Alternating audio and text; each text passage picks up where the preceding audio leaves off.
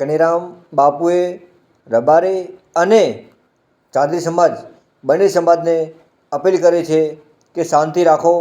તો મિત્ર, મારા વિડીયો બન્યા રહેજો અને નવા હો તો ચેનલને સબસ્ક્રાઈબ કરી દેજો અને વિડીયોમાં બન્યા રહેજો. થોડી વારમાં કનીરામ બાપુ શું બોલી રહ્યા છે એ પણ તમને આ વિડીયોમાં સંભળાશે. તો વિડીયો બન્યા રહેજો અને વિડીયો આખો જોજો.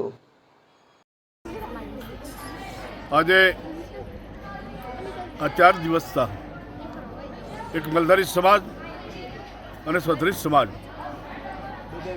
બંને સમાજની દીકરી દીકરાએ જે કાંઈ ભૂલના પાત્ર બન્યા એના કારણે રબારી સમાજ અને સ્વધરી સમાજ બંને સામે સામે આવી ગયા.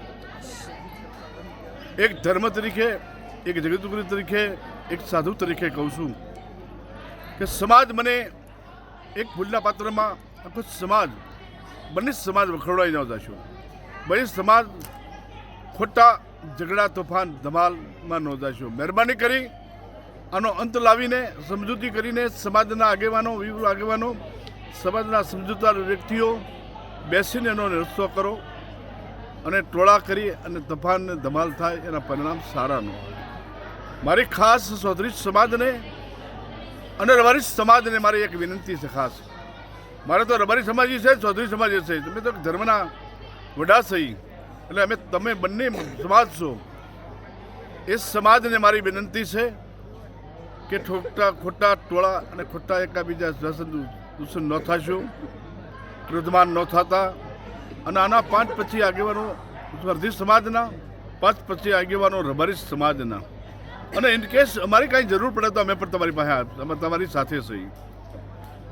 પણ ખોટી ઉશ્કેરણી કરીને બંને સમાજ વગોવાઈ જાય છે, બંને સમાજની ખોટી એકતા તૂટે છે અને સમાજમાં ખોટું રોહ થાય છે. બંને સમાજને એ રોહ મટાડો એકતાથી, સમજૂતીથી અને સમાજના ડાયા માણસો, વિરુદ્ધ આગેવાનો ભેગા બેસી અને આનો એક કોઈ પણ રસ્તો કાઢી અને સમાધાન ઉપર આવો, એટલી મારી સાધુ તરીકે, ધર્મ તરીકે, ધર્મગુરુ તરીકે મારી વિનંતી છે. મારી સમાજને ખાસ કહું છું, તમે પણ આની અંદર ખોટા ન થજો. તમે 5 પછી આગેવાનો બહેને, સ્વધરી સમાજના આગેવાનો બિહારી આનો રસ્તો સારો થાય, સંપ થાય, એકતા થાય અને સંગઠન થાય એવું વિચારજો. જો કંઈ આમાંથી કોઈ વધારે રોષ કરશો તો બંને સમાજને મુશ્કેલી છે, બંને સમાજ ખોટો ગોળાઈ જાય છે.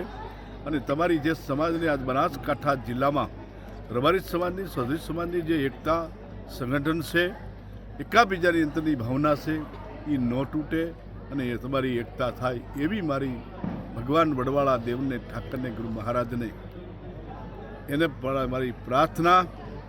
સ્કાર પુરાવા મહાન પુરુષોના બાપુની કૃપા અને આપ શાંત થાવ. જય વડવાળા, જય ગુરુ.